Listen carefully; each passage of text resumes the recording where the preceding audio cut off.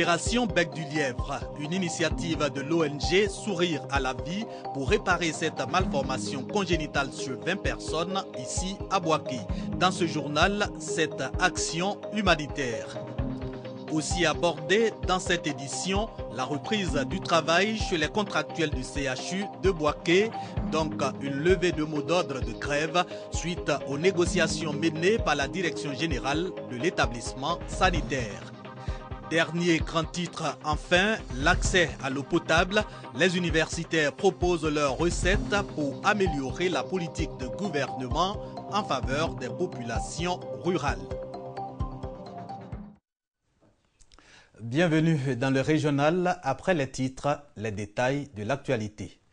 Ici à Bouaké, plus de 20 personnes victimes de malformations congénitales au niveau de la bouche pourront retrouver le sourire. L'ONG Sourire à la vie est en train de les opérer et cela de façon gratuite du bec de lièvre. Kwadio Kwame.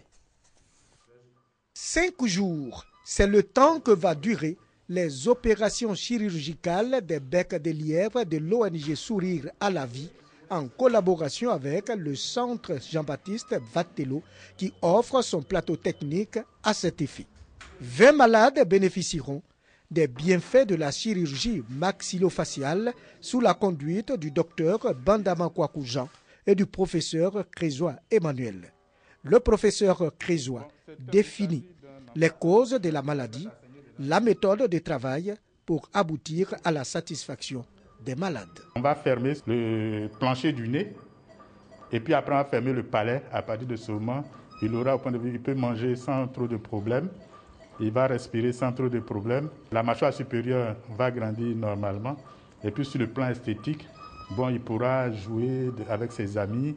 On a opéré au total près de 350 malades. Il y a l'hérédité, il y a aussi des maladies que la femme peut contracter pendant la grossesse, notamment dans le premier trimestre de la grossesse, comme la rubéole, il y a l'anémie. Mais il y a plusieurs causes qui vont s'imbriquer. La famille retrouve une nouvelle vie, un nouveau regard. Et quand c'est les enfants, une fois qu'ils vont à l'école, ils ne sont pas sujets à des moqueries. Corriger ces malformations, aucun secret pour ces praticiens afin de redonner le sourire à tous. Toujours à la page santé, reprise du travail chez les contractuels du CHU de Bouaké. Le collectif des syndicats de ces personnels observait un arrêt de travail pour revendiquer des arriérés de salaire. Leurs revendications ont été reçues et analysées avec diligence par la direction générale de l'établissement sanitaire. Des négociations qui ont abouti à la levée du mot d'ordre d'arrêt de travail. Kader Sogodogo. L'autorité a eu une oreille attentive à nos revendications. Ils ont trouvé des solutions idoines, ce qui a permis que nous ayons la caution de notre base pour lever ce mot d'ordre de grève. Nous sommes vraiment reconnaissants à notre directeur général qui a été vraiment prompt et qui a vraiment permis que nous puissions lever ce mot d'ordre de grève-là. Le travail reprend donc au centre hospitalier universitaire de Bouaké après 2 jours d'arrêt. Le collectif des syndicats du personnel, 11 au total, protestait contre des primes impayées liées à la gratuité des soins et un arriéré de salaire du personnel contractuel. Après échange avec les responsables syndicaux, des solutions immédiates ont été apportées au paiement de la prime qui sera payé dans les jours à venir. Et pour le deuxième pan qui concerne les arriérés de salaire, des solutions sont également en train d'être trouvées au niveau de la hiérarchie à Abidjan. Et je pense que dans les jours et semaines à venir, le problème sera réglé de façon définitive. La direction générale du CHU de Bouaké entend garantir la mission assignée à l'établissement. Je voudrais rassurer toutes les populations, tous les parents de malades, que le travail se poursuit au niveau du CHU de Bouaké. Il n'y a aucune inquiétude à se faire. Ceux qui ont des rendez-vous, soit pour des consultations, pour des interventions chirurgicales ou pour des examens, ils peuvent venir. Dans les services, le train-train quotidien a repris pour le grand bonheur des populations. Restons avec Kader Sogodogo pour le mot d'éducation.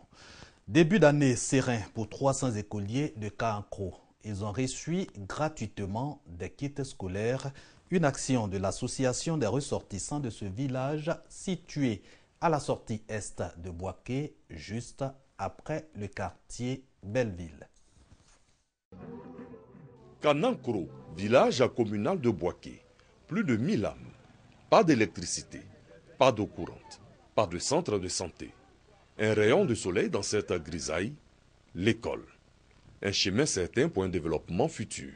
Cette vision est le moteur des actions de l'Union fraternelle des ressortissants de Kanankro à Abidjan, UFRESCA.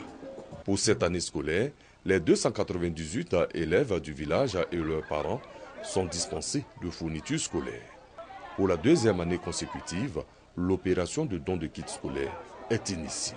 Nous, fils de Kanankro, vivant à Abidjan, Yamsokro et Bouaké, ont décidé d'apporter un appui à nos parents. Une autre lueur d'espoir, l'arrivée dans le village du député de Bouaké commune, Charles Niaouri. C'est ensemble, main dans la main, que nous allons tous contribuer au développement de ce village. Ce village a besoin d'être soutenu. Ce village a besoin que nous, autorités, nous puissions porter haut donc ces préoccupations. L'école primaire publique à Kanankro a eu un taux de 80% de réussite au CEPE pour l'année écoulée, 50% au BEPC et 66% au baccalauréat pour les élèves qui partaient tous les matins du village vers les établissements secondaires de Bouaké. L'espoir va donc grandissant. Direction l'université Alassane Ouattara. Analyse et débat sur l'accès à l'eau potable en milieu rural, juste pour les universitaires de proposer des recettes. Objectif, marquer leur contribution à la mise en œuvre de la politique gouvernementale de l'accès à l'eau potable. L'eau, source de vie. Quand elle est potable, l'eau garantit encore la bonne santé. En milieu rural, des pompes à hydraulique villageoises pour y accéder. La construction de la pompe dans ce village, pour nous, a consisté, n'est-ce pas, à améliorer les conditions de vie de ce village, à apporter un grand soutien à ce village. Mais problème, mauvaise gestion et panne récurrente des installations. Conséquence, le recours des populations aux marigots, vecteurs de maladies. Pour améliorer ce sombre tableau, débat à l'université Alassane Ouattara assorti de recettes. Pour produire les denrées alimentaires, on a besoin de l'eau. Pour cuire les denrées alimentaires, on a besoin de l'eau également. Pour les transformer, on a besoin de l'eau. Et puis, l'eau, c'est de la boisson. Voilà. Et bien souvent, quand on est en rupture d'approvisionnement en eau, vous imaginez les conséquences sur le plan de la santé des populations. Les communautés ne sont pas suffisamment associées à l'installation des infrastructures, alors qu'il y a une dimension culturelle. Comment les communautés pensent, qu'est-ce qu'elles pensent, comment elles voient, qui sont fondamentales pour qu'elles puissent boire l'eau ou ne pas boire. Le ministère des Infrastructures économiques estime à 50% l'accès des ménages ruraux à l'eau potable. Un taux qu'entend relever le gouvernement, toujours selon ce ministère, à travers une politique en cours jusqu'à 2020. Voilà un reportage signé Hassan Khan. À présent, Kowaklo, en langue Agni, va chez toi au village. C'est une rencontre annuelle pour promouvoir le développement à Andé, département de Bongouanou. La 3e édition a mis l'accent sur la santé avec à la clé du matériel biomédical, dont du forum des fils et filles pour améliorer le plateau technique du centre de santé d'Andé. Explication Soro Corona, Kader Sogodogo. Koklo, ou encore viens chez toi au village. C'est autour de cette phrase que les filles et fils d'Andé, sous-préfecture du département de Bongouanou, veulent impulser le développement local. Depuis 3 années, les ressortissants de ce village de plus de 12 000 âmes, regroupés au sein d'une association dénommée Forum des filles et fils d'Andé, se retrouvent annuellement pour parler de développement local. Pour l'édition 2017, la santé des populations était au centre des festivités. Les habitants d'Andé ont été sensibilisés sur le paludisme, l'allaitement maternel, le VIH-Sida et les maladies diarrhéiques. Le responsable du centre de santé du village salue le don fait par le forum pour renforcer le plateau technique. Je dis merci à cette organisation. Un accent particulier qui est mis sur le volet santé. Ce qui veut dire que la santé de la population est leur préoccupation. Des kits de maternité ont été offerts aux nouveau-nés du village. Ces retrouvailles ont permis aux membres du Forum des filles et fils d'Andé de faire un bilan des projets de développement. Le forum est un instrument qui est mis à la disposition de tous les jeunes pour que nous puissions travailler ensemble et puis régler un tant soit peu les quelques difficultés auxquelles nous sommes confrontés pour que Andé puisse aller vraiment de l'avant. Plusieurs activités socio-culturelles et sportives ont meublé la 3e édition de Coorclo. La promotion de la culture Agni et le football ont eu une place de choix. Un tournoi doté du trophée Kwagny-Pierre a rassemblé 10 équipes. C'est la formation de Révélation FC en rouge qui s'est adjugée Dame Coupe. Enlevé des rideaux, un match de gala a opposé l'équipe du Forum des filles et fils d'Andé à celle des fonctionnaires du village. Ici à Bouaké, présentation d'une nouvelle forme de gestion des sociétés coopératives de la filière coton par le PESAC, le projet d'appui au secteur agricole en Côte d'Ivoire. C'est un manuel de procédure administrative, financière et comptable conforme aux normes OHADA. En somme, un outil de gestion moderne et efficace des sociétés coopératives. Kwadio Kwame. C'est au cours de l'atelier tenu au siège de la CIDT à Bouaké que le document a été présenté et validé par les destinataires.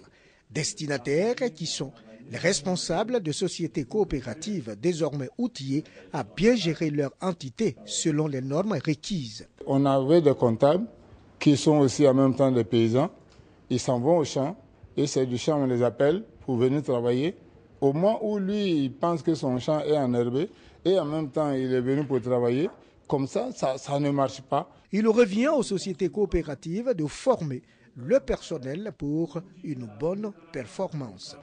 Cela va permettre de renforcer les capacités du personnel des sociétés coopératives à la base et de permettre à ce que le suivi au niveau de la comptabilité, au niveau de la gestion, au niveau de la circulation des informations comptables puisse être un acquis.